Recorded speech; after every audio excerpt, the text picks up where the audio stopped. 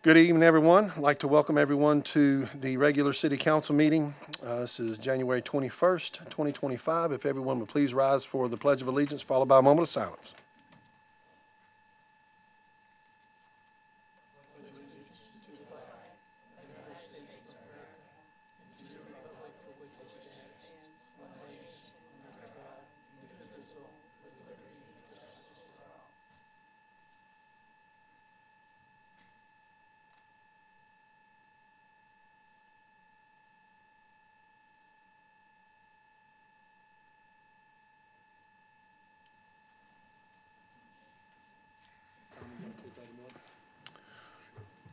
Okay, no.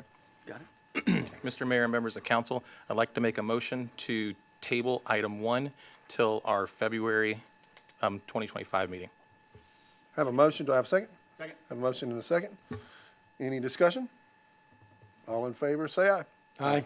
Motion passes. Mr. Mayor, members of council, I would like to make a motion to move item number 7 to after item number 9, allowing our residents to leave after manager comment and city manager comment and council comments.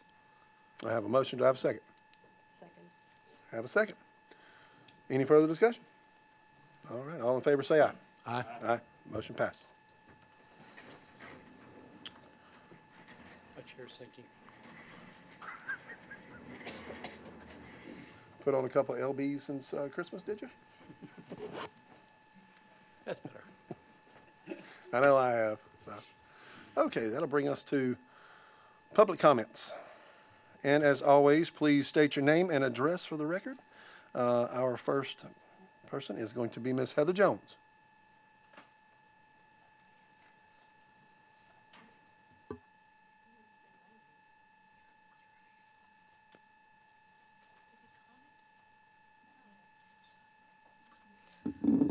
Good evening. My name is Heather Jones, 2109 Bonvilla Way. I just came tonight to speak about items 6A and B, discussion and consideration of council liaisons for committees and commissions boards, and then an ordinance regarding 2 of our current committees. I just wanted to express that I'm glad to see this item on the agenda. I have served currently on 2 boards with the city, TEK Forever and Stormwater, and I do also want to clarify I'm here by myself, not representing any of my position on the board. The council liaison position, from my experience, is a very important position in having successful committees with the city. They're very powerful tools that allow the residents to more directly engage with the city, and having that set of eyes that are separate from the 2 sides that are discussing, I feel is something that's really critical to the success of having committees and having them be effective, both so that the city benefits from the resident input and also so the residents don't feel frustrated and feel like they're kind of being dragged around. Nobody likes to feel like they're having their time wasted by not having guidance or not being on the same page. And I can say that my current experience, for example, item 6B, it was a bit of a surprise because we on our committee didn't know about it until we saw it published in the agenda. And while it covers a lot of things I personally think were things we had touched on in our first meeting, it's that sort of lack of communication that I think is where a council liaison role can be very critical to the process, to just have that extra set of eyes that help to make sure that sides are communicating and that things are happening the way they're supposed to.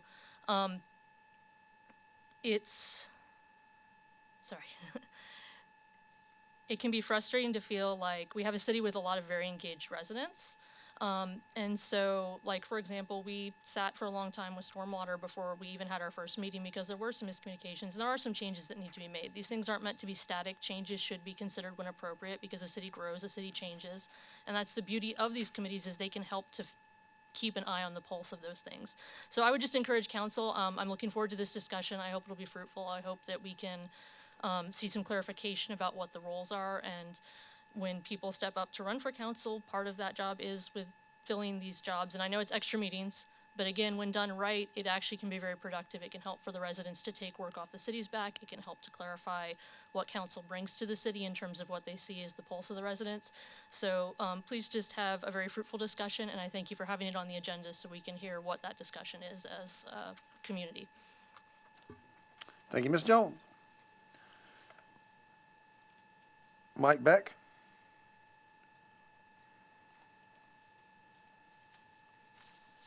Hey, good evening. My name's Mike Becker, and my address is 364 Calming Way. I live 2 houses down from Gus Machunas, and I'm here to talk quickly about the town center development and a concern I have relating to the prior development with Trinity Point. So we purchased our lot in 2014. We're on the lake, 2 down from Gus. At that time, we had the shore water up to the shoreline in front of our lot. And at the end of the dock, adjoining dock, the water was 6 feet deep, okay? This was fine, despite hurricanes and heavy rains and everything else. It remained that way until December 2018, when Trinity Point started moving dirt. They didn't have adequate erosion control measures in place.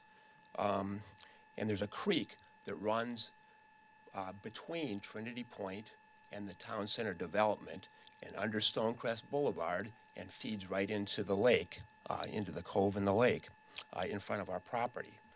So where before I had water right up to the shoreline, and end of the dock was 6 feet deep, the end of the dock is 6 inches deep now. And that's, I don't know how long a dock is, 100 feet? I don't know. But it's way out in the lake, and there's a lot of sediment. So I want to try to avoid that from happening again with this town center development. That's my main concern. So I think I got 3 asks. One is that the city engage DHEC, South Carolina DHEC, to come in and make sure that the erosion control measures are adequate before they start moving dirt. Because I recognize that the city, is a small city, and we don't have the expertise, to do it ourselves. That was proved with the Trinity Point development. Number 2, I'd like you to require the developer to install a water curtain at the mouth of the creek. Now, what a water curtain does is it goes in the water, if you don't know. It lets water go through the curtain, but any sediment, it will stop and prevent from going into the lake. And the third thing is at the conclusion of the project, to the extent that there was any additional sediment that went into the lake, the developer remove it and restore it to the condition it was before. And I'd like someone from the city to get back to me in the next 2 weeks to let me know what progress and what steps they intend to take. Thank you. Thank you, Ms. Becker. Joyce Clark?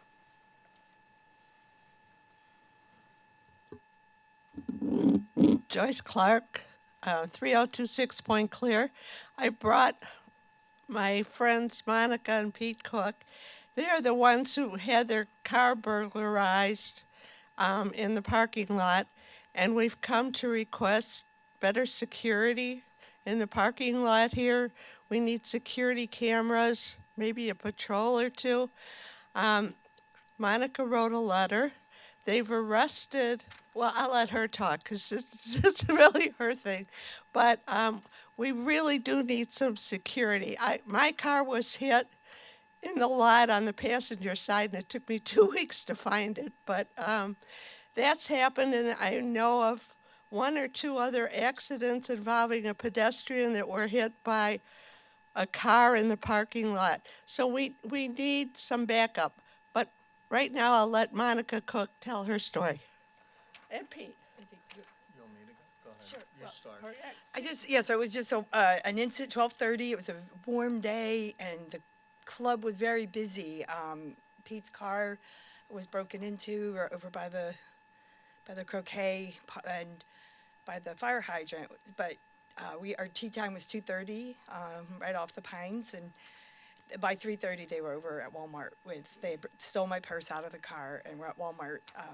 The things were declined. They were trying to charge $1,000, and charges were declined. But when we were done golfing, it was about 5 o'clock. And the TGK police came, did a great job, got evidence. The frustration for us is they have the warrant for the arrest for using the charge cards, but they cannot have a warrant for breaking into the car because there are no security cameras or any kind of evidence. That's how the TGK police explained to us.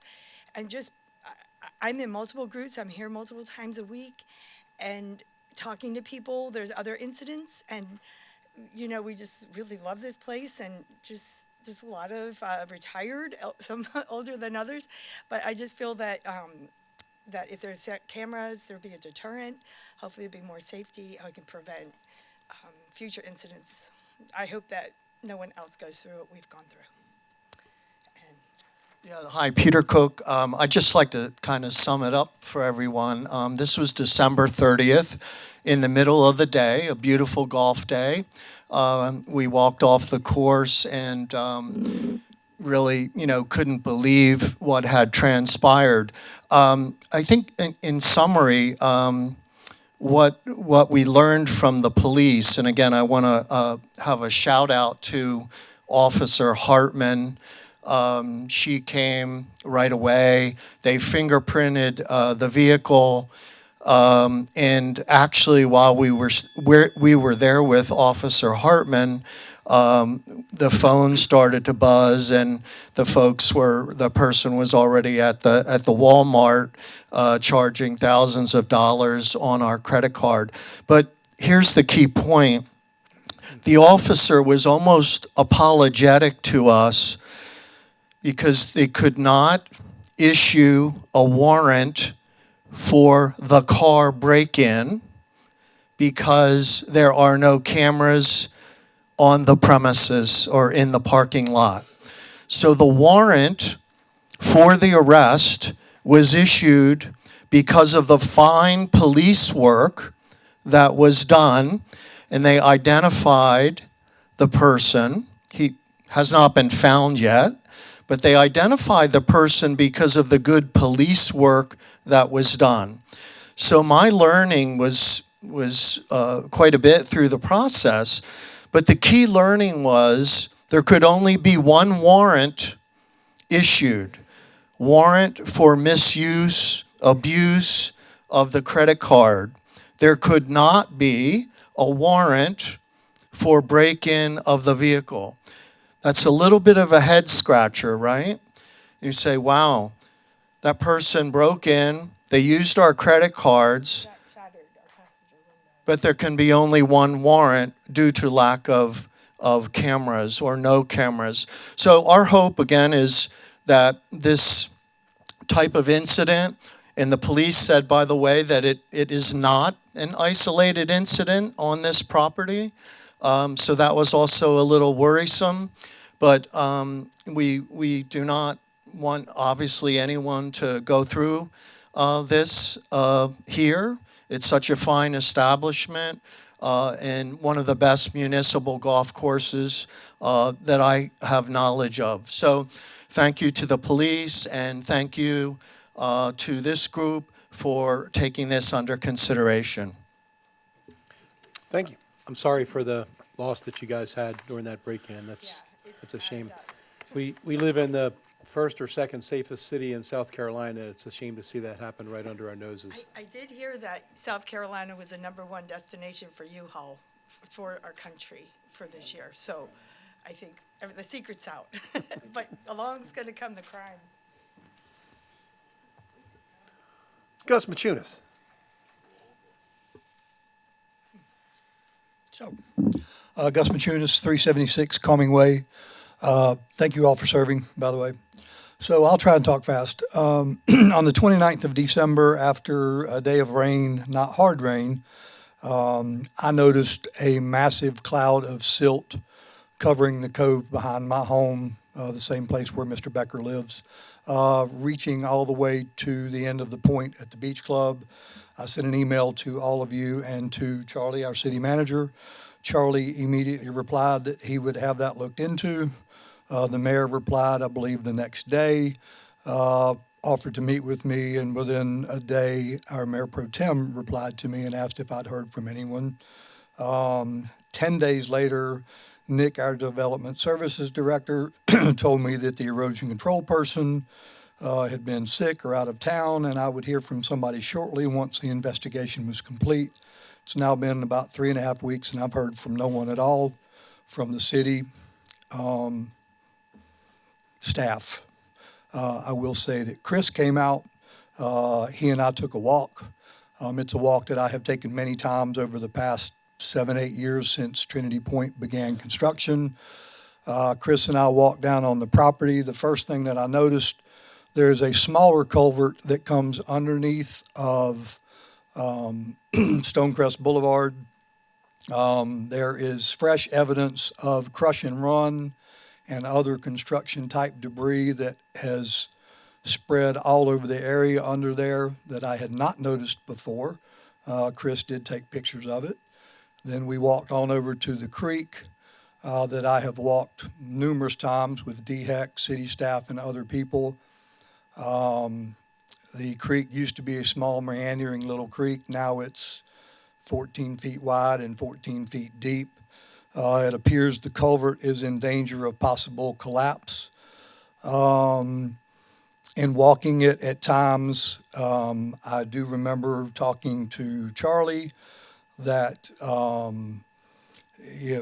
I was told by others and staff and DHEC that they didn't feel like the dirt was coming from the construction site, but maybe it was the creek, and it was hard to determine whether the creek was owned by the city, by the HOA, or by individual property owners, or by Duke, or, well, somebody owns it. So if the creek is collapsing because of all the water that's coming because they clear-cut Trinity, then somebody's responsible for filling in the cove. So something should be able to be done about it, but nothing gets done. The cove keeps filling in. As Mr. Becker said, my next door neighbors used to be able to dock a boat. Now you got about 6 inches of water instead of 6 feet. I'm not a realtor. I change oil for a living. Mayor Pro Tem, waterfront versus water view, 150,000 conservatively. Is that about what it's worth? Okay, probably more. Don't know if I can keep talking. I asked for Army Corps to be brought out on multiple occasions. I was always told they couldn't come, or they never come, or they won't come. But I do believe that the developers that are about to develop Main Street have met with Army Corps on more than one occasion because of what they're talking about. Why couldn't they come out before to look at said creek? I will end with what I've said many times. I've talked to DHEC, I've talked to staff, I've talked to whatever. We always talk about, there's something going on because that cove is filling in and that creek is collapsing, or the dirt's coming from the hillside where they clear cut everything, which they're getting ready to start developing again. And what I always get is, well, I need an answer better than, well, because the cove is filling in and it's not right to fill in the cove and take away our rights to our waterfront property and make it water view. If I need to get an army of people in here with signs and create a Facebook page and have everybody come in and wave the little signs like happened in the past, we can do that, but I'd like to do it reasonably. Thank you very much for your time, and thank you for letting me go over. Thank you, Mr. Machunas. Thank you for coming out. Yes, sir. And for reaching out to me. Monica Cook? That's you guys. Okay. So we're good. All right. Will you let us know when the cameras are installed? Sure. Okay, thank you. And that would conclude our public comments. Moving on to our covering of approval of minutes. Need a motion to approve our regular city council meeting on December 16th, 2024. Do I have a motion? Ms. Mayor and members of council, I'd like to motion to approve the minutes as they have been presented for the December 16th, 2024 meeting. Have a motion. Do I have a second? Second. Have a motion and a second. Do we have any further discussion? Okay. All in favor, say aye. Aye. Motion passes unanimously.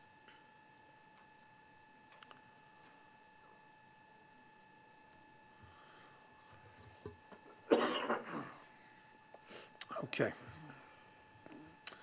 Next item on the agenda is ordinance, an ordinance 581 violation. This is at 27053 Catamaran Drive. And the November 18th council meeting, council voted to delay the enforcement action on a Land Rover vehicle at 27053 Catamaran in accordance with ordinance 581. This item is to allow council to consider granting authority to the TK Police Department to enter onto the property and tow the vehicle. Prior to granting this authority, we'd like city code enforcement to advise of the status of the registration and condition since November and give the owner of the vehicle the opportunity to state any extenuating circumstances. Mr. Cotham, please, sir.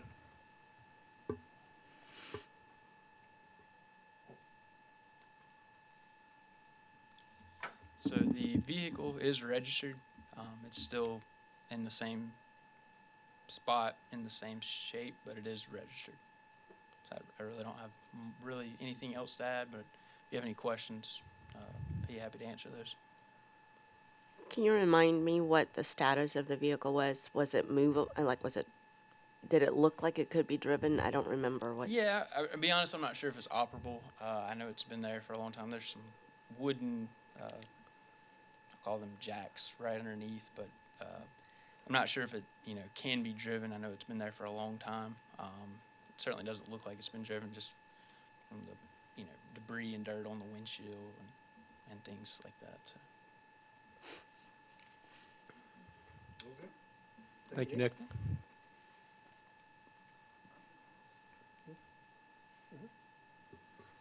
So if the owner would like to approach. If the owner would like to approach the podium and give us the rundown, thank you. Rory Fordham, 27053 Catamaran Drive.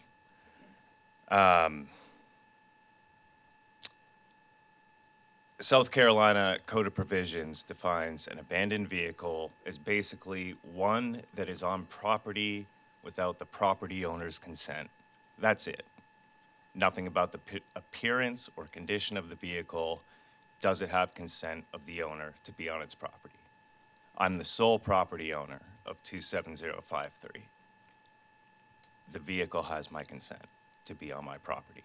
It's registered, it's insured. The Code of Provisions defines a derelict vehicle as basically one that is unregistered, unclaimed, or missing major component such as the motor. My vehicle is registered. By keeping it registered and just renewing it, it's claimed, and it's not missing any of the components it left the factory with. So it's not derelict according to South Carolina law. South Carolina, or 581, would authorize the use of state provision 56-5-5850, the tagging and removal of abandoned or derelict vehicles. My vehicle is not abandoned or derelict according to South Carolina provisions. It doesn't seem to me that you can use that state provision to remove an abandoned or derelict vehicle if it's not abandoned or derelict according to the provisions. On the cease and desist that was put on the window of the vehicle, it mentioned the lack of a license plate. There's no law at any level, there's no mention that a vehicle has to have the license plate installed when it's on private property. Absolutely on public roads and public property, but not on private property. The vehicle needs an identifier. The VIN number serves that requirement, and the VIN number on my vehicle is clear and legible in the bottom left corner, like every other vehicle in North America.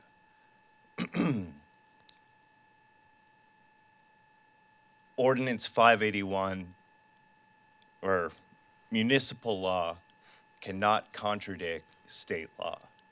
Ordinance 581 contradicts state law. So it doesn't seem to me that Ordinance 581 can be applied to my vehicle. And that's not saying anything about the subjectivity or the ambiguity of Ordinance 581. And I mean, given those two, it wouldn't stand up in court. And I will defend my property in court if I have to. The only thing I could ask is that the city manager and any council members voting to proceed with removing my vehicle, my legal personal property, take personal financial responsibility for any expenses, costs, or damages if it gets to that point. I'd also like the city to confirm the name of the complainant who's been complaining over the last 10 years. The argument that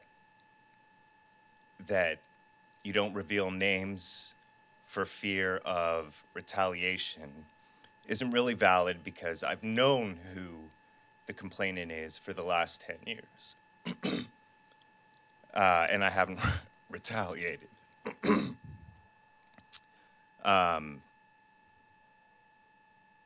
Given the extremity of what the city's proposing, this individual shouldn't be hiding behind anonymity. And further, I'm looking into what legal recourse I may have against this individual, if for nothing else than the constant trespassing on my property over the last 10 years that continues. So if I do pursue that, I'd like to be able to point to an official record confirming the identity of the individual, the complainant. But the vehicle is not abandoned. It's not derelict. There's no law about what it looks like or what people perceive its condition to be. And the idea that someone can complain about a vehicle, what they consider an eyesore, and the solution is to remove that personal property of it's baffling to me that that's the solution.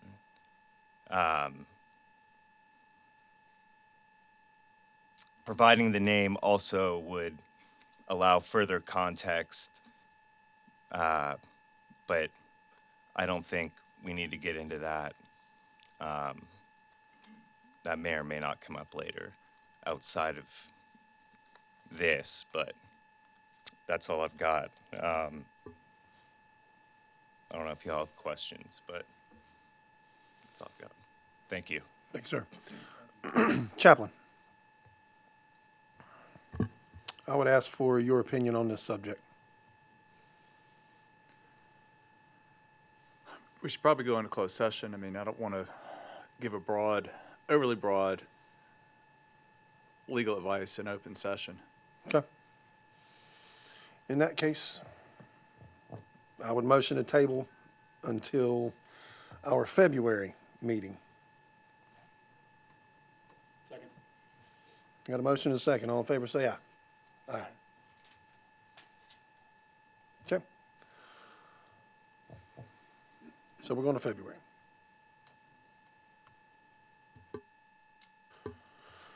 Okay. Our next item of business is a consideration of establishing criteria and an application process for small businesses to receive ARPA funding. This agenda item is for council to discuss and set the criteria which a business must meet in order to be eligible to receive ARPA funds from the city.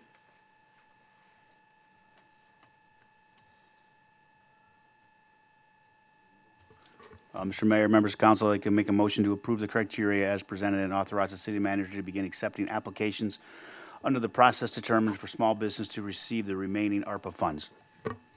Second. I have a motion and a second. Do we have further discussion? I do. First, I'd like to have our city website that has all of the licensed businesses updated. It's not been updated for 2 years. And I know this because my wife's business, Annie Cakes, has not had a business license in the city of TUK for over 2 years. There's been some discussion in the past week of which my character and my integrity has been questioned. And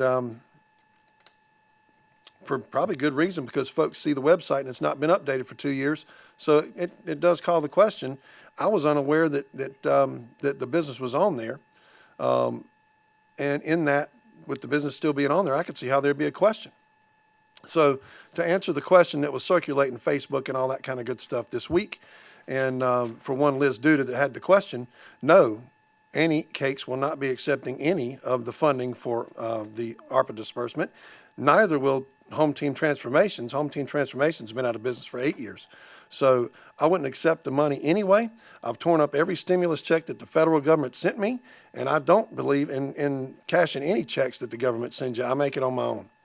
So in that, I would request that we make sure that we have a good updated version of our business licensed folks in TK before we start handing out any checks. Do we have anything further? Thank you for the clarification, Mayor. Absolutely.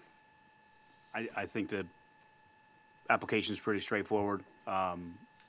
The one question about the, can I have received other COVID-related funds? What's the process for verifying that? Is that just an honor It's system? actually a website. There is a website? Yep. Okay, great. We can look up every business applicant that comes in, and it'll tell us whether they got took advantage of the loan, whether the loan was repaid, whether the loan was forgiven, that kind of thing. Great. Yep. Since we're asking questions about this, it says that for anyone that was in operation during COVID-19 pandemic and they're still in business today, should we have a specific date? When was the COVID-19 pandemic declared? Is that Pretty universal from everything that I've seen. March 15th Okay. of 2020 is a date that was used. As to when it ended, well, no, because it's not the ending think it part depends on because who it's you just a talk to, business but that's yeah. in business today, but it's the starting, right? So if a business was started on March 14th or March 10th, do they not qualify because they didn't start at the COVID pandemic? I think that's what I'm asking, because it just says during COVID-19. Are we going to get that detailed, or are we just saying 2019? y'all, that's a council choice. We can get as specific with that, or, hey, your business opened in 2020 when the pandemic was here, you're eligible, or we can say by this certain date and we can adjust the application accordingly. Yeah, we've removed any of the requirements to prove any type of financial loss or anything like that based on council's prior discussion. Yeah, if they needed to be in business before March 15th of 2020, that's a very simple adjustment onto the application before we post it and start advertising, if that's what council wants to do. I'm going to recommend that we don't put a requirement that they had to be in business before March 15th, and here's why. If I was going to open a business and my target opening date was April 1st, every business owner in here knows what preparation has to take place to open that business by April 1st, and months of preparation and planning and investment would have had to take place. So I think those businesses would have been affected. So my recommendation to council would be any business that was opened or opened during the year of 2019. In 2019 Excuse me, or 2020? I keep Okay, saying 2020. 2019. Yeah, I absolutely agree with that. So by the end of the year, they had to be open before January 1st, 2021. I think that's that's a fair. reasonable stretch I of think time, so. yeah, that they were either open prior or during. And if they open 2020. up their business during the pandemic, during 2020, they were absolutely affected with it. So, I can think of two right off the top of my head that Yeah. opened during that time. so I agree with you, Scott. Yeah, I don't have an issue with that. I just wanted it to be clarified. Yeah, Okay. Thank you. And then we had talked about how this is going to be advertised and how we're going to let businesses know. And you had said that you would be sending out a letter, correct? to We'll be all the- contacting all of the businesses with a TKK address, regardless of whether they've got a brick and mortar or home occupation, off of our business license list to make sure that they are aware, in addition to our normal communication avenues. But we'll. Okay, so that we are using additional Correct. Yes, ma'am. email, text, that sort of thing. And did you say you were not doing social media as well, or is that something that I just? Yeah, we'll probably just use our newsflash so that it's on the website. Okay. instead of using social media, just because we've got a lot of folks from outside of TKK that follow us on social media and things like that. I honestly just don't want to get a ton of applications that are defunct just because they're, yeah, they may think they're in TKK, but they're actually out in the county. Right. Yeah, they're not in our incorporated limits. You'd be surprised about how many people don't really understand what our city limits are, business owners included, just folks that I've encountered. So keeping it to the website and direct contact with those that do have a business license that have that TKK address. Communication strategy. Yeah, I like the fact that you're sending it out through the text message and people that have registered for that. And emails and direct, direct letters, I think. you If said, council right? wants it on social media, we can do that. But I think our I direct just feel like mailers are going to be the. This has been brought to the public's attention, and we're curing it. We're doing something to address it. And there may be some businesses that get confused about whether they're in TKK city limits or not, but I think that that's probably a very small minority and you won't get, Fair enough. Thousands of applications. I just feel like this is something that needs to be We'll use touched every across the communication board. avenue then, not a problem. Do we have any further discussion? Okay. Do we need to Probably need- change, do I have to change the motion to capture that change in date, or you got it? We're good. No, it's because this doesn't have a date on it. So Okay, perfect. we've got direction from council that they had to open or be opened in 2020. I'm good. I just want to say I recognize the energy it's going to take to see this through, validate it, execute payouts, things of that nature. I appreciate staff doing that. Thank you. Anything further? Yep. So all in favor? Say aye. Aye. Motion passes unanimously.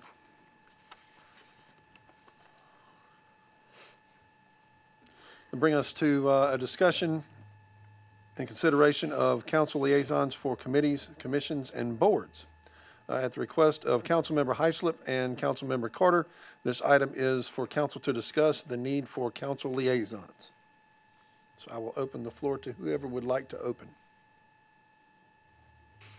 Since I'm the one that started. This came up as mayor was looking at new appointments for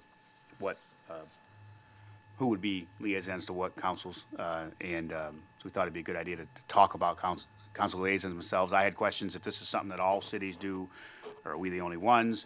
And then get us together to talk about what restrictions there are, because having served on two different liaisons to two different committees, it's valuable to be there, but you can't really engage. You kind of just watch and observe unless they have a question for you. And we come back here and we give our little spiel every month of what happened, which I think is great, but I think it could be better in that what I would like to throw out to everyone in the group is, instead of the liaison coming back and saying, yeah, the planning commission met last Tuesday and they talked about this. Given the fact that I'm the liaison, I'm not a member of the committee, and I can't have no direct the say. committee. I just listen. Would it make more sense, keep everything the way it runs right now? However, at the meetings, we have either the committee chair, or if they're not available, the vice, or another member, or the staff liaison get up and talk, give the committee brief to us, and that allows all of us to then engage with that chair and that committee, and that chair can then take that information back to the committee as the chair of the committee, instead of us going back and saying, well, we didn't really talk about much. Go ahead. It would give us a chance as a group to talk to the committee chair. We have done it that way before, Yeah. where the committee chair or the staff liaison gave the committee reports. Did it seem and to the get council more? members. It was, you had somebody there that if there was a question about what was being discussed, they could answer it. Yeah. For sure. So, but 6 one, half dozen the other, to be quite honest. But then you run into the council liaison maybe was busy or had another engagement, couldn't attend, and then scrambling at the last minute, okay, what were the notes? Can you get, Right. Or hey, if staff it's member, the can you chair give me or the notes so I somebody. can read the report? Yeah, I mean, it's really whatever council wants to do. I mean, there's a lot of cities that don't have council liaisons, and then there's cities like us that have council liaisons. So, I mean, it's really in y'all's bailiwick, if you will, which way you want to go with it as far as who presents. If you want the staff liaison or the committee chair or commission chair to do that, we can absolutely handle that. Tom, Whichever what way I you want like to go. about your I'm sorry, go ahead, Tom. I was going to say, I like the suggestion that you're talking about. I've attended one planning commission meeting and as a liaison, and there wasn't any dialogue or any conversation that went back and forth between council, and that was just listening to what's going on. If we had somebody that was the committee chair or the staff representative that came here to the council meeting to present to us, then we can open up that dialogue and open up that conversation to understand and go back and forth and sort of provide some direction. Because if you just sit there as a liaison, there's really nothing you do. You just report back and call it a day. Speak for all council. And you can't speak for all the council, yeah. I would like to add a little bit of a different viewpoint in the value. I think that any time that you have a council person sitting and listening to what those committees are discussing and bringing forward what is important to those residents and what they're in touch with, it is valuable. Even if you can't contribute to the fix or you can't contribute to the conversation, you are listening to it, and it gives a sense of value to that committee. It builds a bridge in us understanding what's important to the people that we've asked to participate in committees that we've determined to be important to us. And it shows our commitment to listening to those issues. So yes, I understand that you're not there as an advisor. You're not there to do anything but listen. But by the time that we get that information, if it's from someone else and it's not from you from that city liaison having been there, then maybe we're not getting all of the gist of the issue, right? And that you as a council person can determine what parts of it or can have follow-up questions if you are there to listen. I also think that by being there, by a council person being there, you're saying to those committee members, this is important. We've asked you to raise your hand to participate and give your time, and we're here to listen and to be part of that process. So what you're doing is important. So I personally think the liaison job has a place. I like the idea of having the chair or if needed, the staff liaison present, because they can do it in more detail and it does open up more conversation. I think that that's an excellent idea, and I appreciate that.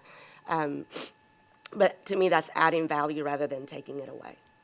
Yeah, and I wasn't trying to say that the council person should not be the person going to the meetings and being the liaison. I was saying that the staff person or the committee chair should present, so then it opens up the dialogue for everyone on council to discuss as well. Because I understand the value of having council being on those committees and being there, because the residents rose their hand to be part of that committee, and they wanted to provide that value. So I just want to make sure we're clear on that. So I think there's a lot of value in what I've heard so far from our three council members here. I will say this, I have enjoyed being the council liaison on a couple of different committees. I've learned a tremendous amount from people that are more of an expert in those fields than I am. People that have more experience in planning and development, people have more experience in economics and marketing. That's been really valuable for me personally to sit on those committees. I don't know if they've had any value on me sitting on those committees as a liaison. However, as council knows, I've tried to be diligent to bring accurate information to council and what's been discussed. However, I don't know that those committees get anything out of me presenting that back to you and sharing with you what they're discussing and questions that they have and direction that they need. I really like Tom's suggestion of someone from that committee presenting to council, because they get a majority opinion from council on the direction that council wants that committee to go, right? What we want them focused on this year, what projects we need their assistance with and we need them working on, and what areas of expertise we want to tap into those resources from those members of those councils. The liaison by law can't speak for council at that at that committee meeting, when they say, hey, what do you think, Scott? I've given them Scott Shirley's opinion, but I can't give them council opinion. We can do that as a group if they come and discuss that with us. We can give them what they're looking for there. Full council can agree on the direction when any questions come up or there's a question of direction. I really like the idea of inviting those committee members, committee leaders, or representative from the committee to come and present. I don't really see the value in a council liaison participating in that meeting, other than sharing that information with council, which I think is going to be more accurate if it comes from someone who raised their hand and said, hey, I'm passionate about this, I want to be on that committee. I think that those representatives are going to represent the facts of that meeting much more accurately than we are. And I would agree. I would agree with that. I think that as council, if we ask these folks to do the job, that we need to give them all the support that we can.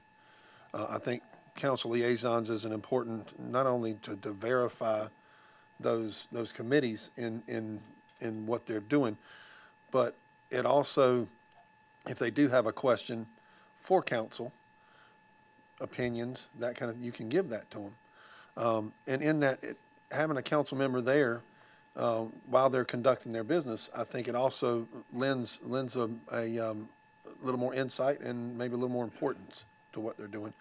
Also, I would tend to agree with you, Tom, and Scott, and with you, Brian, and Carmen, that I think that the chair or another individual on that committee would probably be more well-suited than we are, given the fact that they take that time to speak amongst themselves. They take the time to develop those ideas, and they know an awful lot more about the details than we do as council. So I'd like to see those folks present rather than staff, because maybe they aren't having the conversations with staff like they have with the individual members of that committee. And staff's got enough to do. I mean, I think staff's got enough to do. If I sat on one of those committees, I'd want you to hear it from me. Yeah, that's just my opinion. Absolutely. I don't want to speak for them. Yeah, it does. Yeah. Comes to council every month and gives their update. Yep. So I'm hearing we're all in agreement in about the same roundabout way. Would that be true? That we still need to have liaisons for council, meet at the meetings, and to have one of the either the chair or another designated person to present at council meetings, rather than having staff present. Does that about sum it up? It does. Okay. There's a golf committee that meets quarterly, correct? Yeah, there is. Is there a way that we can also have a conversation or someone come and present what happens at those quarterly golf meetings? Sure. To that. And then I know there's another RFATS committee, I believe that you're the chair on that one. If there's anything relevant for TKK specific, is there a way that if that comes up, that we can present that here as well? I could absolutely do that. We know someone that's on that committee. Yeah. Yeah. If there is something that does come about with TEK, naturally I would let you folks know. And if there was something that we needed to bring before council, absolutely we would have that.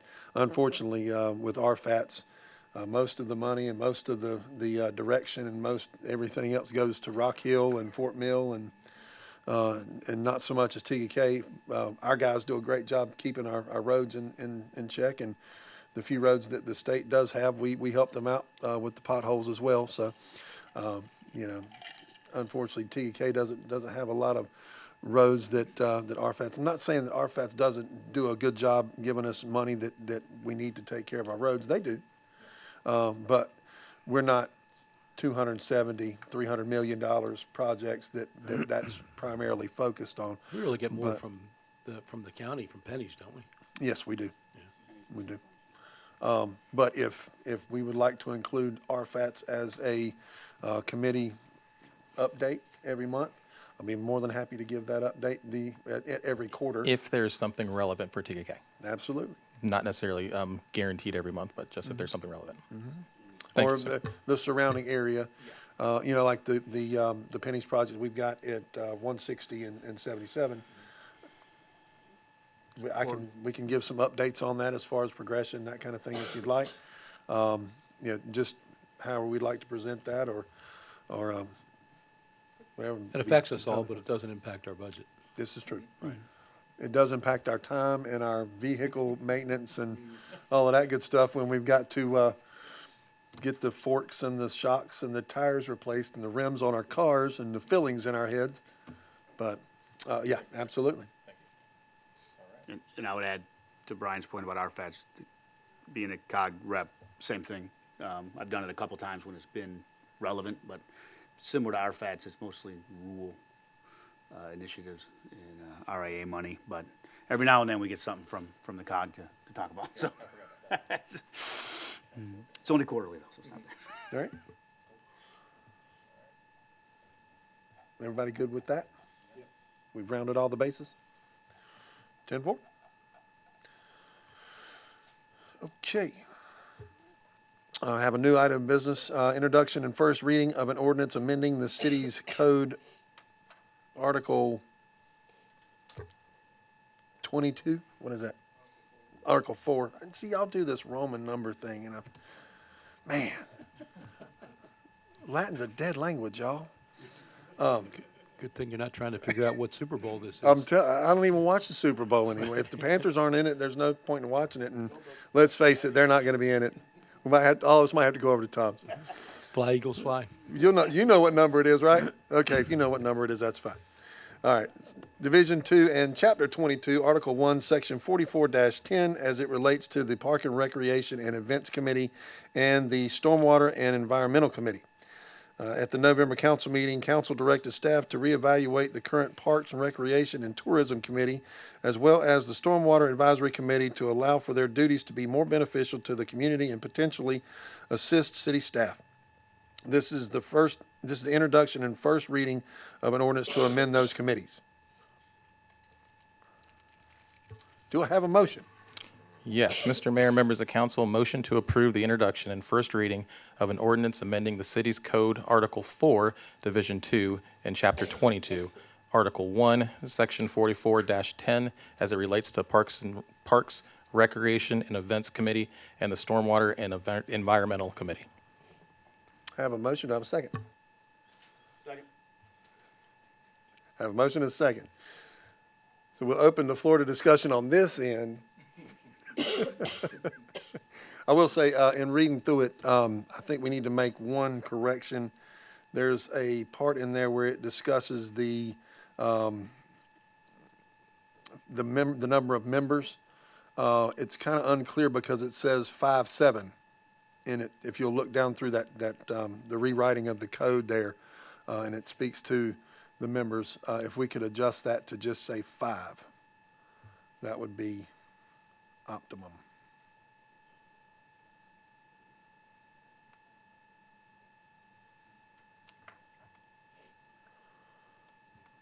Mayor, just to be clear, which section are you talking about? It's section 44-10, subsection A, group 1. Mm-hmm. The committee shall consist of 5 members appointed by the city council. So the 5 is stricken out, it's just 7, and you currently have 7 seated members. Okay, can we just take the 5 off? When we bring it back for second read, it'll be a clean version. It just shows up to show you the track changes. I mean, I got really good eyes, but I mean, it's really hard to see. It's Okay. 7, and there's currently 7. Okay, great. I think what he's saying, though, that is in section 2-116, it says shall be composed of 5 members, not 7. Oh, it's conflicting. We can just make those numbers match throughout. That would be great. No problem. I had one question I wanted to bring up to the group on this. As far as the environmental committee, it says, shoot, where'd it go? Meetings, committee shall meet at the request of the staff liaison, The committee chair or or at the request of city council. Correct. Is that standard for most committees? Is that how it works? Yes.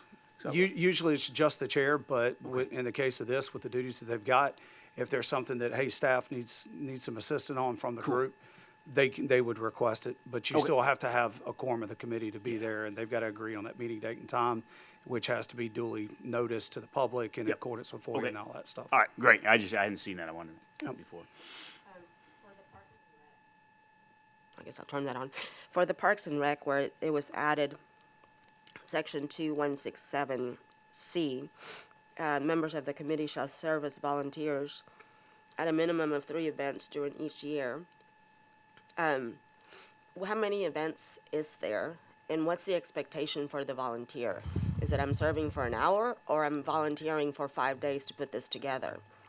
Well, the good thing is we don't have any events that take 5 days. Well, So that's, but no, it could vary, but I mean, you've got your 4 summer concerts, you've got the Best Damn Festival, you've got, the Catawba Fest, you've got all of our July 4th celebrations, which, with each of those events. You've also got our holiday tree lighting and things like that. Obviously, we can't force people to volunteer, but what we want to get away from, because this came up when we used to have the Parks, Rec, and Tourism Committee or Commission that this would be replacing, is a lot of time was spent at some of those meetings coming up with ideas. Oh, the city should do this, city should do that, city should do the other thing, and then none of them would show up. So they were coming up with ideas and then dumping it on staff to do. So we want them to have a little skin in the game. You've got probably, what, Dustin, 10, 12 events through the year, give or take? So, I mean, there's ample opportunities just for what we have right now. Yeah, Okay. hopefully through this group, we may come up with some others, that kind of thing. But we don't want to get in a situation where we've got a committee that is dictating to staff, hey, we want these events. Oh, that sounds like a great idea. And then when it comes time to do the event, well, we need some, we're not talking about heavy lifting, but we need some heartbeats. Yeah. We need some people there, and there's nobody. Yeah. So that was the reason why Dustin asked to have that part added in there. Yeah, so this is day of event type Correct. volunteering? Yes, ma'am. Okay. Anything further, folks? Okay.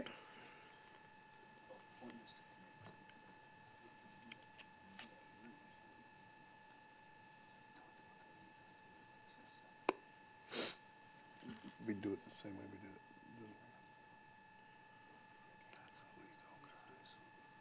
No, we just do it. Yeah. So question is, with the appointments for the committees, liaisons, that's basically, I ask you guys to cover the liaisons. The mayor has for the historically committees. appointed the council Yeah, liaisons. Correct. Okay, and I think we've got that straightened out, and You're we're good. ready to go ahead and fly. Council, once again, is above the curve. So, okay, we got that figured out. Okay. Yes, sir. Aye. So I would call the vote. Aye. All in favor, say aye. Aye. The motion passes unanimously. Okay.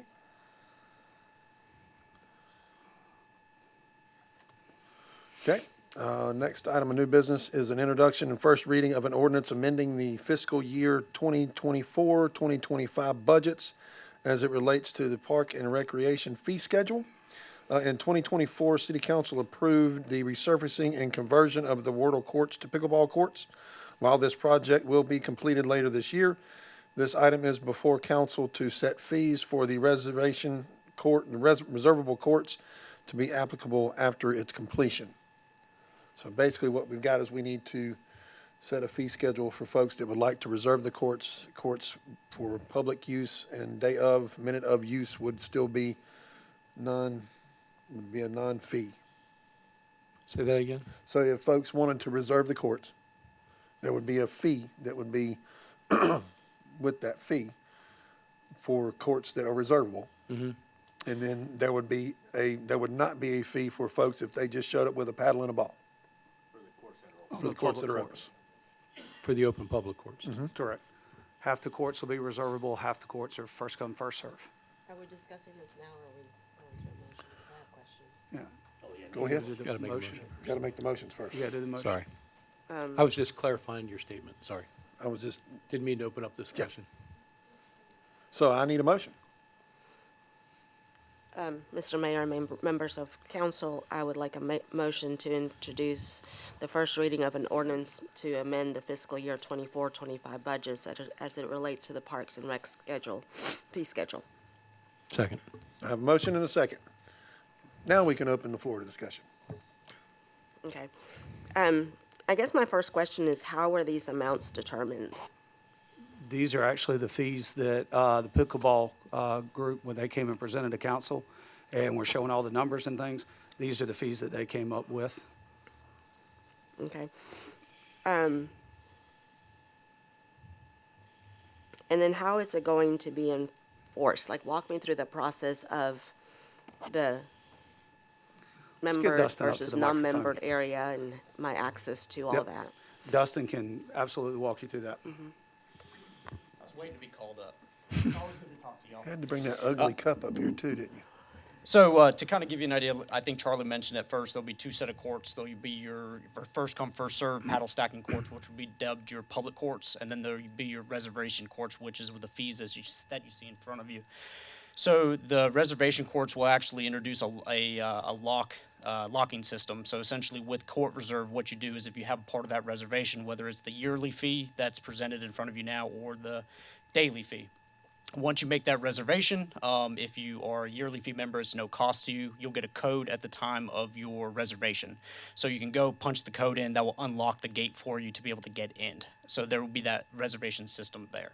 So as the people that have those yearly fees, you already have it there that you can access at that code. If you do not have a fee or you don't pay the reservation fee, you wouldn't be able to access it with that unless someone lets you in. And at that point, you're hoping that the people that are actually paying for it aren't allowing people that are not paying to get in. Correct. There's already a fence that divides the two courts. Yeah, but during the process of it, we're looking at adjusting where the actual entrance is so that they can access it. It'll be closer to the building because those locking uses Wi-Fi, and we can pull that off of our maintenance building there. So they'll be able to access that point, but you won't be able to access the reservation courts from the public courts.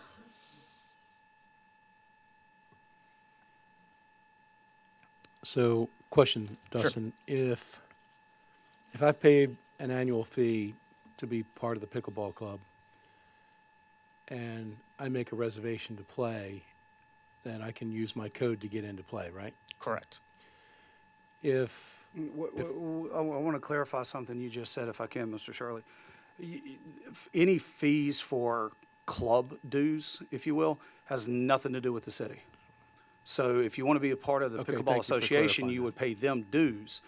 They handle that, that's all them. The pay to play, so to speak, that comes through the reservation system, will come directly to us. So you don't have to be a member of the pickleball club in order to purchase a yearly pass to get onto the reservation Okay, course. so I can pay an annual fee to the city and I can make a reservation anytime it's available. So there are some limitations that we can get into if you want a little bit more. I'll give you a big write-up. It will take a little while to discuss it in Yeah, I don't here, know but if I need you to get into the weeds on Yeah, it. Just so- in general, is that statement accurate? Yes. Okay. Yeah. So, and with a lot of the discussions with the Pickleball Association, we've talked about, if you pay for the reservation fee, does that allow you to become a member already to the association, or are they going to still collect a nominal amount, $5, $10, whatever they set, to be able to be part of the association? But they'll have the opportunities to do your tournaments, your social things of that sort at those courts. So we're still going to allow the association to do a lot of things that non-members or the general public wouldn't have necessarily access to, but it's a little bit separate from the reservation courts. Okay. That's my brief overview. So if I heard you right, if I pay my annual fee and I'm a member of the pickleball club or association, then I might get preferential reservations or things like that? Yes and no. So with the reservation system, again, getting into the weeds a little bit, it gives you the access to book courts further in advance than, say, someone who's just doing a daily rate. So obviously there is a massive cost savings if you do the yearly versus just doing the hour and a half reservation. But you get 2 weeks in advance. You get 3 reservations on the books within those 2 weeks, which is a rolling reservation system. Whereas if it's a daily rate, you can do it 2 days in advance. So it behooves you to get that reservation fee because you're able to reserve courts a longer period in advance and multiple reservations during that time. Okay. So there is no connection between the fees and any type of club? So the fees that were presented to you are what when we first started this journey, the association and what we were doing with the courts kind of made several adjustments. But based on what the association said, this is the fees that they would charge if they were specifically charging membership dues to use the courts. Those are the fees that we use from their presentation that Timothy made a few months back. So we didn't alter that at all. The only alteration would be your daily rate, and those were rates that we looked up throughout the area, how much time, things of that sort. But the rates that you see for the reservation fee were pulled from the association's presentation. If the weather breaks and I want to make a reservation tomorrow, will I have the ability to do that? Currently, no, because we don't have any locking systems on the gates, as well as we haven't set up the court reserve yet. The court Let me fast reserve. forward 3 months. Oh, I'm sorry. sure. Yeah. Let me fast forward 6 months. Yeah, as soon as our plan is we're trying to coincide with the court renovations, which should typically happen in either April or May. As soon as the weather warms up, is what I was told they can start making plans is when to do it. We're trying to make sure that we coincide those court renovations with the court reserve and updating it to where you can make those reservations. Okay. So it's as simply as logging into court reserve. A lot of people I know that play pickleball, tennis, from what I've been told, is that they have them because a lot of places in the area use that as your court reservation software. You go in there, create an account if you don't already have one, and you'd be able to click, TKK, court fee, pay it, and then you can immediately make reservations as soon as that goes through, Right. from my understanding. Okay. So if I pay the annual fee, and listen, I don't have any motive for these questions because I've intentionally had very little discussion with the pickleball club about this because I really wanted to be neutral about this because I felt like it was a conflict because I play a lot of pickleball and I felt like they needed to work out with the city Yeah. what made the most sense for And both sides, right? they've been fantastic. So I'm asking these questions with authenticity because I don't know the answers. So if I pay my annual fee and there's a court available tomorrow, I can go ahead on there and just reserve the court once this is in place? Correct. Yeah. So the way that the courts are going to work too is not only do you have the public courts. So if you see a public court that's open, you're more than welcome to still jump on that, even if you have paid your reservation fee. Right. You can use the public courts whenever. You can still paddle stack. That's something that we've talked about. Is if for whatever reason your reservation isn't available, you can still jump on the public courts if those are available. But yes, as soon as this system is instituted and we have the locking mechanism and everything is up and running, if there is a court available and you have paid your fees and you say, hey, I want to go play this afternoon, you say, oh, a 9 o'clock reservation is available, you can go ahead and reserve it, boom, and that will be set for you. Okay. Yeah, it's day of. So what if I've paid my fee, I've reserved a court, and something comes up and I don't show? Can somebody still play on that court? So I'd have to get back to you on that one. From my understanding, you can still cancel your reservation. What we've discussed too with the Pickleball Association on the reservation courts, if there's people that have paid the reservation and there's a court available, I don't have an issue with them using that court. Let's say you're playing, you guys wrap up, and someone has the court after you, and you say, I still want to play for another hour. Well, there's another court that's right next to it. I don't have an issue with y'all jumping on that and playing on that court, and Right. the association has said the same. Is Because now that now reservationist didn't show up or whatever. now if the Bayer decides, hey, I made my reservation, I'm on this court, then understanding, okay, cool, we'll get off. It's your Sure. court. So that's how we intend to use the reservation courts. I'd like to think that we're all adults and will behave nicely like that. That would be the plan. Yeah. That's right. Thank And you. realizing that this is not a full conversation of tennis, but is the tennis going to run pretty much the same? And I know that that's part of the golf. It's similar from my Okay. discussions with them. The last discussion we had is they'll have some reservation courts and then they'll have public courts. So it'd be 2 and 2 out of the 4. And the golf club, Pinnacle, they decide the fees that might be charged for Yes, public that's versus correct. non? Correct. Okay. Yes. Well, Dustin, I'd like to say, in the past 3 years, we have made incredible strides. My kudos to the Pickleball Association, Tennis Association. You guys have done a lot of heavy lifting, and we appreciate what you've done. I know that it was a big ask 3 years ago, but now the light at the end of the tunnel is getting very large instead of it being very small. So I want to tell you, I appreciate all the hard work that you folks have done. Dustin, appreciate the hard work you've done on this as well. And I think that in the end, we'll have a very polished system that everyone can be proud of and everyone can participate in. So I really appreciate that. Also, it would generate some revenue to help kind of give back to the city as far as when we do resurface and when we do have to buy nets and all of that good stuff. It helps us to put a little bit in our pocket to where we can facilitate that, and it's not all on the taxpayers, but it's also on the folks that use the facilities. So I really appreciate that in taking consideration. Council, I appreciate the work on this that everyone has done. And I would say that I do believe we're moving in the right direction with the key codes and the lock codes on the courts. I can't wait to get all of this unveiled. The one thing I would ask, are we requiring folks be residents of TDK in order to use the courts? So there's not a requirement to be a resident, but you'll notice in the fee schedule that there is a discount for residents versus non-residents. Okay. Well, in that, we do receive county money for Park and Recs, and there is a lot of money that goes, well, some of the money from Park and Rec that goes towards these pickleball courts and the tennis courts in the resurfacing. It's all kind of meshed in there, so I'm glad that we made that point as far as that goes. So. And I think it's important to put out there too that as it comes online, there could be hiccups. There's always growing pains. So absolutely, for the players, patient. just a little patience as this gets worked out. But I think a couple months it'll be running smooth and we'll be good to go. You're right. What we think it looks like today might look differently Yes. 6 months from now. Yeah, exactly. That's been a major conversation during our meetings with the association is Good. what we think may be spot on in stone may look different in 6 months. So we're Thanks for always your open, flexibility with that. Yeah, we're always open to trying to make things best across the board for the city, the players, and everyone involved. So You do a great job as well. So, and I'll try. kudos, Thank you. kudos to all of the folks on our Park and Rec staff. They do a great job for us, and looking forward to all of the programming that is coming through. I'm under the impression that we have a large amount of youth that will be frequenting our ball fields and probably record numbers again this year. It doesn't feel like it with the snow outside, but we're right around the corner for spring sports. So it's that time of year. Thanks for all your hard work. Yep. Thank you. Thank you, Council.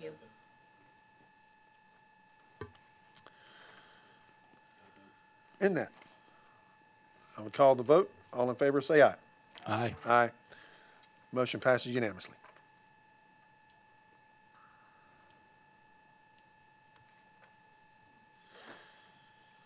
Okay, this is a bit of new business, consideration of recommending a representative to the York County Natural Gas Board of Directors.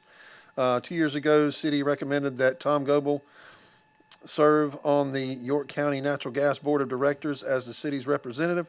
Mr. Goebel's term is set to expire at the end of March. This item is before council to consider recommending that Mr. Goebel continues to serve until March 31, 2028, or direct city staff to solicit for applications. Do I have a motion? Mr. Mayor, members of the council, I'd like to make a motion to recommend Tom Goebbels as the city's representative to serve on the York County Natural Gas Board of Directors. Have a motion. Do I have a second? Second. Have a motion and a second. I would open the floor to discussion. No discussion? Well, I'd like to say something. Fun and fancy that, right? Mr. Goebbels, thank you for your continued efforts in supporting the city. You have been there for us for a plethora of years, and we appreciate you and your servant's heart to serve the city again. Thank you for doing the outstanding job that you do for us, and we very much appreciate it. So, thank you, sir. Very happy to vote for this. So I would ask for the vote. All in favor, say aye. Aye. Motion passes unanimously.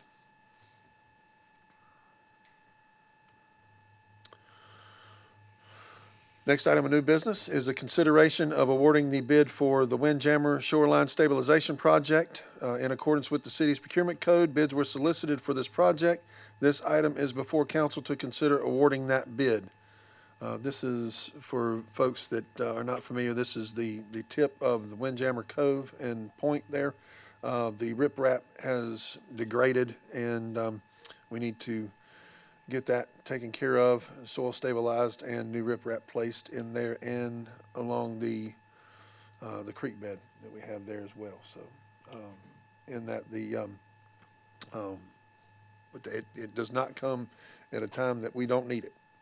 If anybody's been down there recently and seen it, the riprap is going away and very quickly. So, in order to protect the investment in our park and the investment in the structure that we have down there, I think that we're in great need of this to stabilize the shoreline at Windjammer.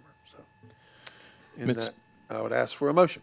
Mr. Mayor, members of council, motion to award the bid for Windjammer Shoreline Stabilization Project to Lake Wiley Dock Construction in the amount not to exceed $90,000 and authorize the city manager to issue the notice to proceed.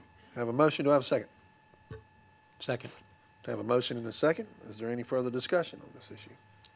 Just a couple questions. The 90,000, that is part of the approved budget. That is correct. As well, right? Yes, ma'am. And then, because you know how much I love it when we only have one bidder, what made the second bid incomplete? So we required that the work be done from a barge. And the second bid, I'll admit, we got a little excited because it was about half as much, but they hadn't gone out to the site and they were thinking they were going to be able to do it all from dry land and not using a barge. So they didn't follow the rules in the RFP. So that's why they were disqualified. Okay. Yeah, if we did not use a barge, that would tear Destroy the- everything. I don't know how they would get to the areas they need to. That would be bulldozers through the park, man. It would- Dump would trucks make a mess. regrading and. It would tear up yeah. the parking lot, tear up the septic tank, tear up the landscaping. Yeah, No, so that's there's- why it was required to come from a barge. Yes, So, sir. That was it. Anybody else? All right. Then I would call to vote to question. All in favor, say aye. Aye. Motion passes unanimously.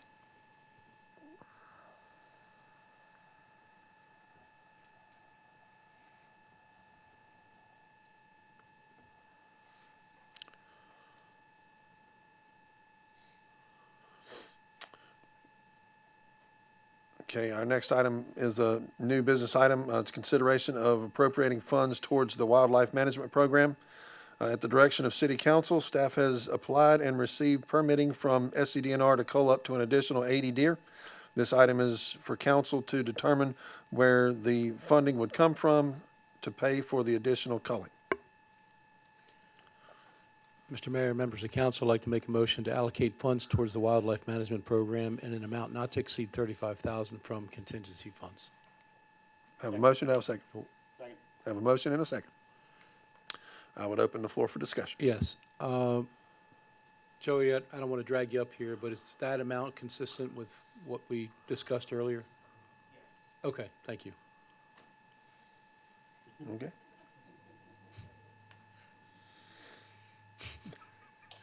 Yes. Right. Okay, gotcha. Okay.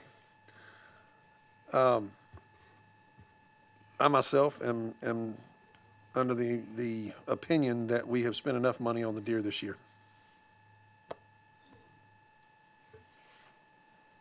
I Anybody else have completely, any further discussion? I completely agree. Okay.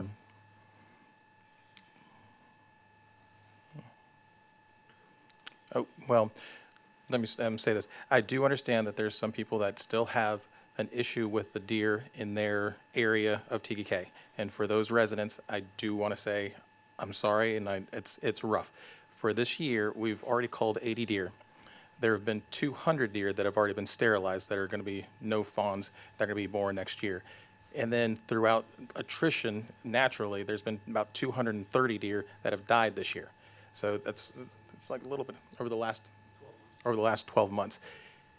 That's a lot of deer that have been either taken out or have been touched. That's essentially half of the population of the deer. I think next year it's going to be much better. We've already spent a lot of money, and I don't want to spend any more money on that. I don't like to spend money either. I really don't. However, when we spend money, it's because we expect to have results. And when we did our analysis and we looked at numbers and what it was going to take to make an impact in reducing that, which is the ultimate goal, is the reduction of the numbers that are impacting our city, doing the 200 sterilization and doing less than the 160, if we could have got, in getting that second permit, didn't make an impact for more than 5 to 7 years down the road. So I don't know about you guys, but I don't want to keep touching this because it's very painful for a lot of people. And I would much rather know that we have to do this, get it done, and then get to a place where we're getting to a maintenance. One of the things that both Dr. DeNicola and Dave Henderson have said to us is that they have not seen another area that has as many deer as we have per acre in their entire experience, right? So yes, we have less deer, and yes, we're going to have less deer as we move on. And I'm not joyful about the thought of voting in order to cull more deer. It is not a joyful experience, but we've already spent the money to get to where we are right now, and we have to spend the money to get to the results. Otherwise, then there's no point in continuing a deer management program that doesn't give you the results. Or we're going to be looking at doing this 5, 7, 10 years down the road, where if we yank the Band-Aid now, we're actually proactively getting to fix a problem rather than doing what's been done before, which is either not addressing it or addressing it a little bit, but allowing it to keep growing. So as much as I dislike the idea of spending money, I think that this is something that has to be done in order for us to say that we have committed to and have managed and have delivered a successful deer management program. I've run that spreadsheet that he had, pulling numbers in every direction of this many sterilized, this many culled, and I've tried to move those numbers to where we have the 80, and it doesn't work.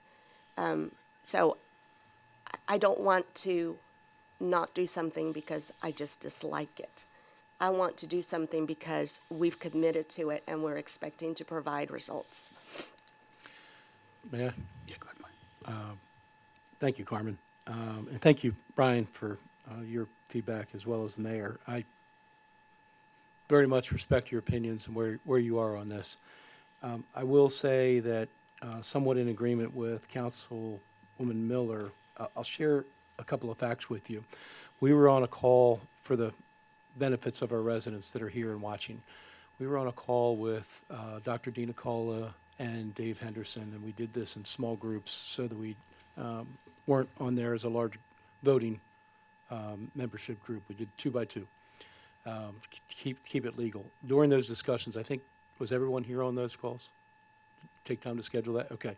So what Dave Henderson shared with us, he was the wildlife expert that did the culling.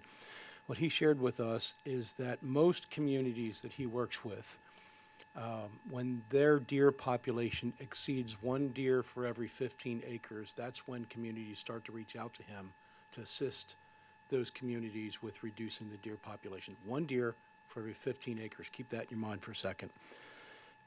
The first time we did a deer study was in 2015, and we had 1.5 deer per 15 acres at that time. We didn't take any action. I'm fine with that.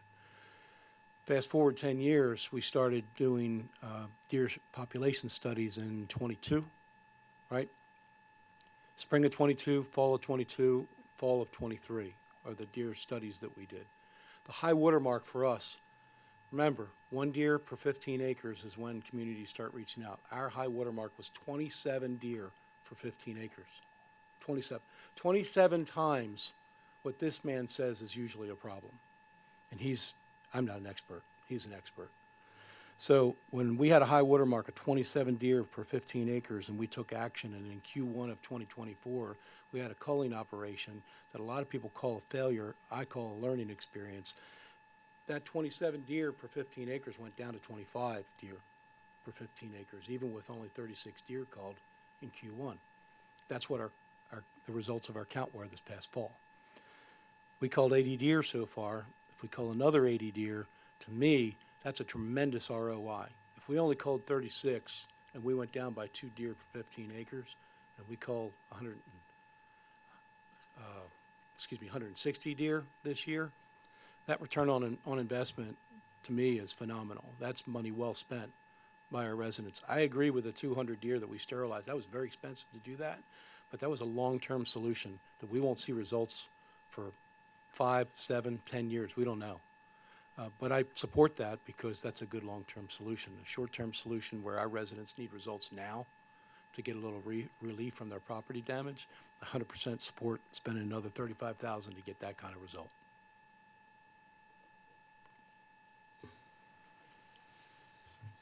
Do we have any further discussion? Okay. Then I would call the vote into question. All in favor, say aye. Aye. Nay. Okey doke. Moving on.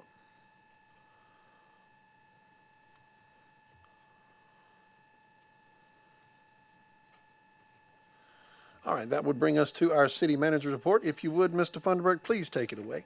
Thank you, Mr. Mayor, members of council.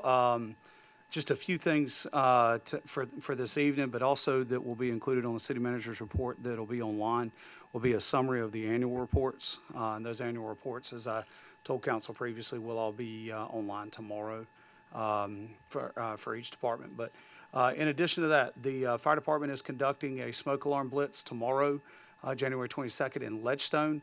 And this is to assist with checking smoke detectors, batteries, things of that nature. This was kind of mentioned earlier when Mr. Overton was up here.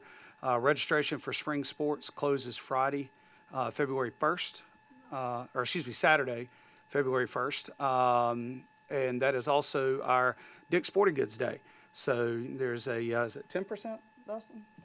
20% off coupon. So even if you don't register for spring sports, if you're in the need for items from Dick's Sporting Goods, get you a coupon and go down there and shop because it definitely benefits our Parks and Rec programs. The more our folks spend there, the more money we've got coming back with them. So definitely participate in that. The police department is hosting our annual Polar Plunge, and that will also be on Saturday, February 1st, down at the Beach and Swim Center. To sign up to plunge or to donate, please visit our website or contact Sergeant Bowers at the TKK Police Department. Council, I don't know if you've seen the video yet, but Chief Crosby laid down a challenge. So we're looking to see some council members joining us. I know some of y'all have in the past, and looking for a clean sweep this year. So it's a great cause. I will share real quickly, over New Year's, my family and I participated in the Polar Plunge down on Sullivan's Island on New Year's Day, where we ran out into the Charleston Harbor. It was cold. It was very cold. They had thousands and thousands and thousands of people there with a goal to raise 30 grand. We raised 65 grand last year, and our goal this year is 75, Chief?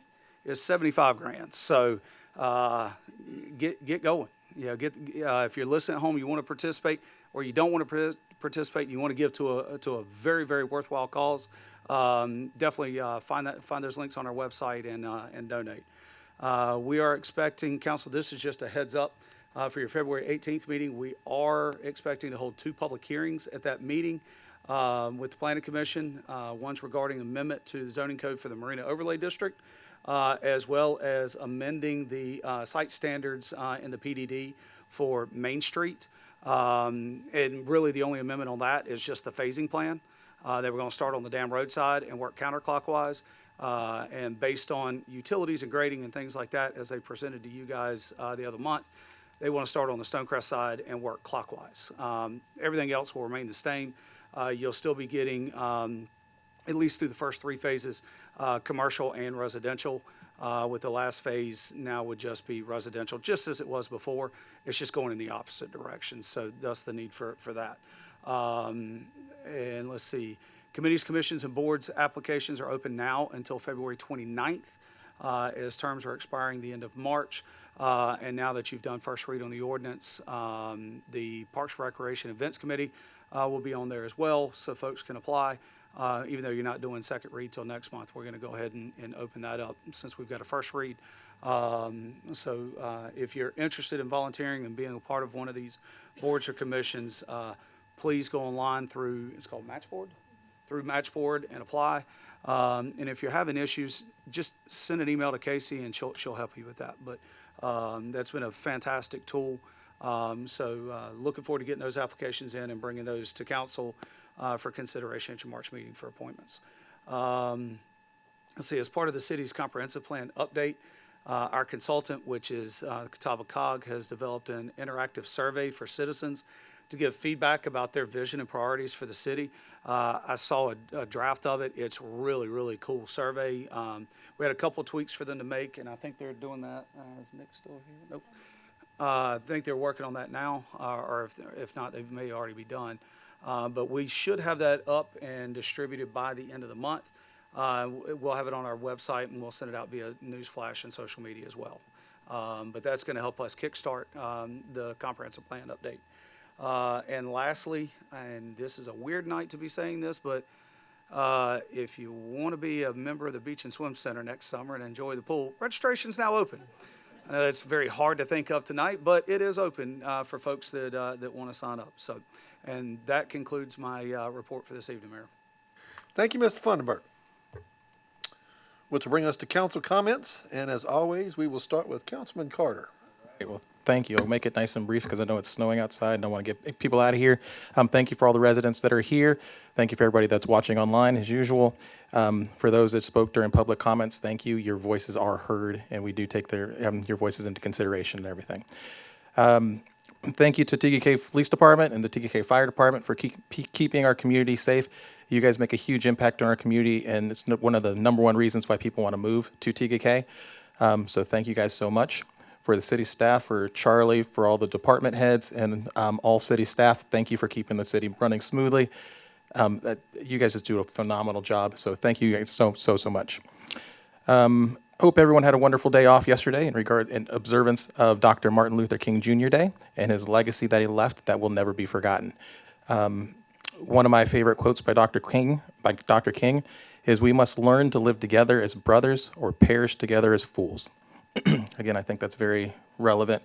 Again, we must learn to live together as brothers or perish together as fools. So I just want to make sure that just put that out there and put my favorite quote out there. Community events that are coming up. Charlie just mentioned the Polar Plunge. It's Saturday, February 1st to support the Special Olympics of South Carolina. I encourage everybody to jump in there. Tom, we'll all jump in this year, especially with how cold it is right now. Carmen's already extended the challenge, and you get to jump in twice. So, so we got that to make up from last year. Yeah, change your outfit and jump in again. But yeah, go ahead and support if you can't make it out or if you can't jump in. Just it's a great cause. Recognition, like to support somebody that's in our community that does something positive. And with the Polar Plunge coming up, made me think about water. And this person's made an amazing impact on our community when it comes to swimming. And this person was going to be here this evening, but we're going to talk about them next week.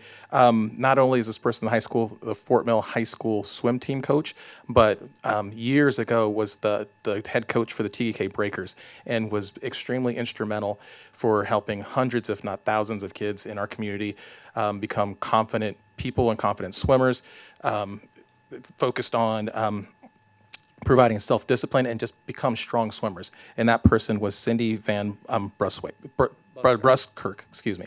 So I just want to say thank you to Cindy because she's done a wonderful job in our community and made a huge impact. I know she made a huge impact for my kids that were swam on the breakers. I don't know if your guys' kids swam on breakers too, but yeah, that was sweet stuff. That's all. Thank you, Councilman Carter. Councilman Heisel, please, sir. Thank you, Mayor. Start off, just of course, thank the residents here and at home, and especially Heather Jones. Thanks for coming up talking about the council liaisons. And I know you've served on 2 different committees, so you understand the role there. The first responders, thanks for everything you do. I know on my way here, I saw the firemen flying out of town. Hopefully everyone's okay there, but it's been an active month, I would say, for everyone, and thanks for everything you do. And then the staff, of course, with the rain, the weather, you guys out there doing a wonderful job. And I'm sure you'll be out there tonight in the cold, and thank you for being out there. I have some bad news for all of you. I will not be at the Polar Plunge again because my daughter has a soccer tournament in Savannah. So I will jump in my backyard tomorrow if I have to. He still owes you for last year. I'm getting cold and donating again, but it's not because I don't want to be there. Remember, I was there when I couldn't be. So, That's all I got tonight, everyone. Happy New Year, stay warm, and stay safe out there. I have a chicken outfit for you. We'll be verifying that you've got that tournament in Atlanta, just saying. And I've got duct tape and zip ties. That's right. We want Councilman receipts. Shirley, please, sir, if you would.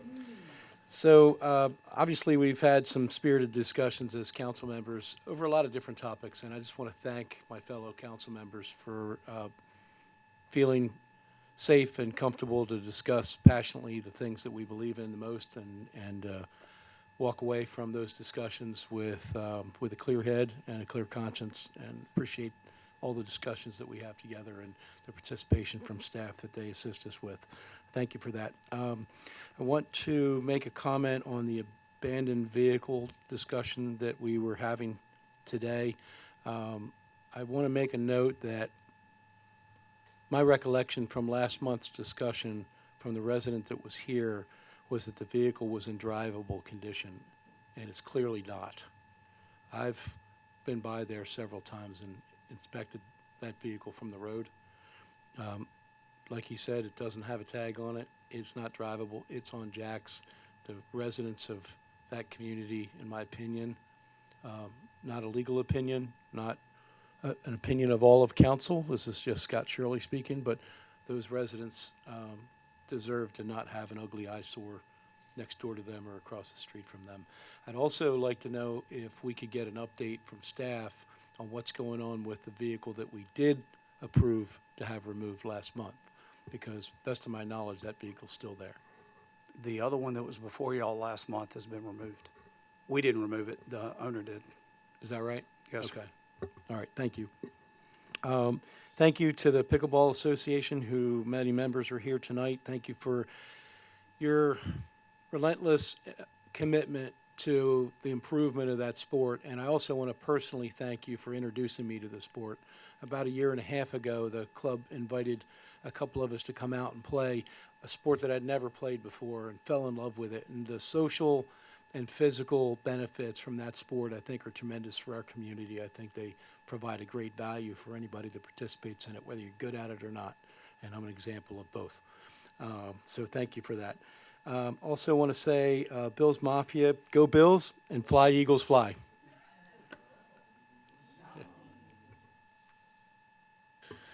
Mayor Pro Tem Miller, if you would, please. Okay, so I did text you guys a polar plunge challenge, so I'm right there with the chief. And Tom, you are going to jump Everybody twice. but Tom? Yeah, no, Okay. that's unacceptable, by the way. So we are. I don't know what. I didn't see the video that Chief put out, but we are participating, all of us except for Tom.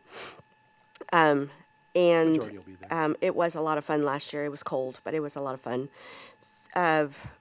I want to give a shout out to Dustin and the Parks and Rec.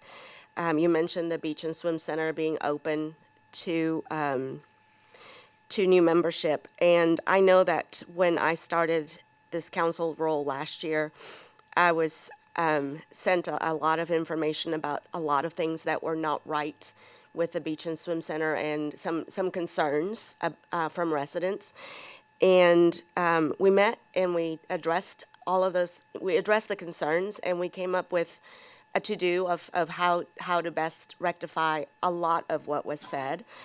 And I have to say that I have not received a single email, and maybe now I will, but because I haven't yet, I want to say I have not received a single email telling me that there was an issue with the Beach and Swim Center this past summer. So that, I think, is really huge, because I've seen that in social media, and I've seen that, heard that from people before being on council. So big props to you for taking what was said and applying a program and following through and making it better for our residents, because obviously it was impactful, because no one reached back out, and as of today, and I think that is a success. So congratulations to you, because that matters to the residents.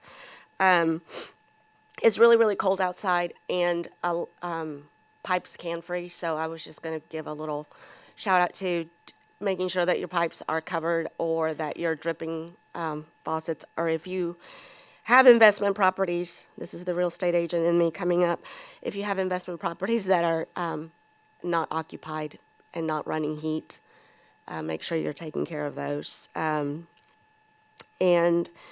that's basically it. I want to thank the residents for engaging in conversation and reaching out and asking questions and wanting to know, what we're doing and why are we doing it and how do we get to those conclusions, because I think that's part of the transparency and it's part of the communication that we've all committed to, and it's a really important back and forth, and I encourage it and I welcome it. It is what's making us and continues to make us better. Thank you, Mayor Pro Tem. That would bring it to me. So I'd like to thank PD, Fire Department. Thank you for all you guys do. Case in point, tonight we've got snow falling and we've got some dangers. Those guys run into the houses that are burning. They run to our rescue and they help every chance they get. Thank you for keeping us safe, and thank you for doing it such a professional manner. We appreciate everything you do. City staff, we've had tremendous amount of storms lately. The amount of trees that we've had down is absolutely incredible. Thanks to our guys, maintenance, park and rec, all of our guys keeping our grounds and our city cleaned up. These guys go out, it's 2 o'clock in the morning. When a tree comes down on TK Drive, they go out, they get the trees out of the way, and they make sure that we can all get to work and function the next day. Hats off to those guys. Thank you for doing what you do. I'd like to thank all of our citizens that volunteer for our committees. These folks, they commit a tremendous amount of hours to working to better TK. So I would encourage anyone that wants to do that and wants to take that on, please fill out and apply for those committee positions. We need your help. The city needs your help, so this is a call to you to help us. I'd also like to thank council. Thank you for your continued character that you display, your integrity that you display day in and day out, and through each council meeting. Thank you for your candor and for the discussion. I appreciate it. Going into the new year, folks, I would say we need to help folks. It's really cold right now. I know everybody's got some old blankets that they have got lingering around the house, and if you're like me and you had children, you probably got sleeping bags too. Throw those in your car, and when you see somebody that is homeless, give them a sleeping bag, give them a blanket, give them a hug, give them a warm cup of coffee. Just maybe just tell them that, hey, you mean something, and I love you because I'm supposed to, because that's what Jesus tells us to do. So just be mindful of those folks. Also with your children, they need to come in every once in a while and dry off and make sure that they're warm, so make sure that their little digits don't fall off. So I would encourage everybody to keep the fire going and just alternate outfits so they can get in and get out and play and have a great time. We do have some snow and everything in the forecast, so those of you who can't drive on regular roads, please don't drive on the snow-covered roads. We would just request that y'all stay home, make hot chocolate, and we'll be over shortly. But nevertheless, please take extra careful provisions when you're driving. Make sure everybody's keeping an emergency kit in their car, consisting of a flashlight. Make sure that you have maybe a cell phone charger. Map would not hurt, and a thermo blanket. Just your regular first aid kits, that works, and some flares, that kind of thing. Just keep those in your car with you to where you can be safe. If you have any questions about that, I'm sure that Chief Crosby, Chief Hasty, myself, and a few of us other survivalists can give you some pointers, so feel free to reach out. But in all, just wishing for a safe year. I'd like to thank everybody for last year. It was outstanding once again, and thank you for a new year, new renewed hope for peace and for everybody to get along this year. And just looking forward to an excellent summer, because I'm tired of this cold weather. And Tom, I'll be verifying that you have a tournament in Atlanta, because you're dipping out again on us and it's not fair. Can I just say something I forgot? Yeah. We do have our chat with council coming up on the 30th, January 30th at 6 p.m. at the TK Police Department. So I hope that you guys come if you have questions and want to come and talk to Tom and I. We always do enjoy those discussions. And last but not least, I want to give a shout out to the Fort Mill boys basketball team.